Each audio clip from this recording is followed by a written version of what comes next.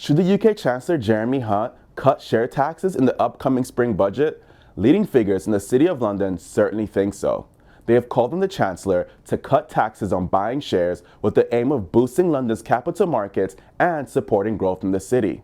With concerns growing about how competitive the City of London is and the UK's sluggish economic performance, new research suggests that abolishing the levy in the spring budget could increase long-run GDP by somewhere between 0.2 and 0.7%.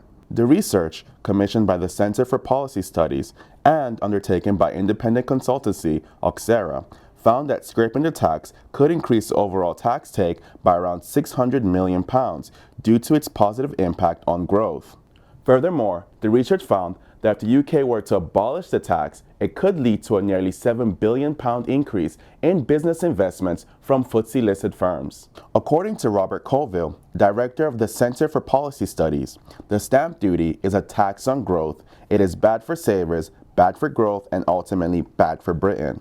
Stamp duty imposes a 0.5% cost on the purchase price of shares, which critics argue puts off international investors. Most international rivals do not have a similar tax, and where they do, it is collected at a much lower level.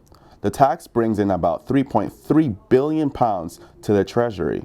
A number of top leaders in the city agreed that Jeremy Hunt should cut the tax to boost investments in London.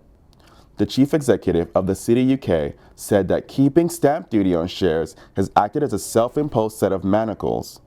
He believes it has undermined the UK's competitiveness as one of the world's leading international financial centers. Furthermore, a chief economist at Aberdeen pointed out the potential impact of removing stamp duty was larger now than in the past, as other transaction costs have fallen. And it's been pretty clear that reinvigorating the city has been a major policy objective for the Conservative over the past few months.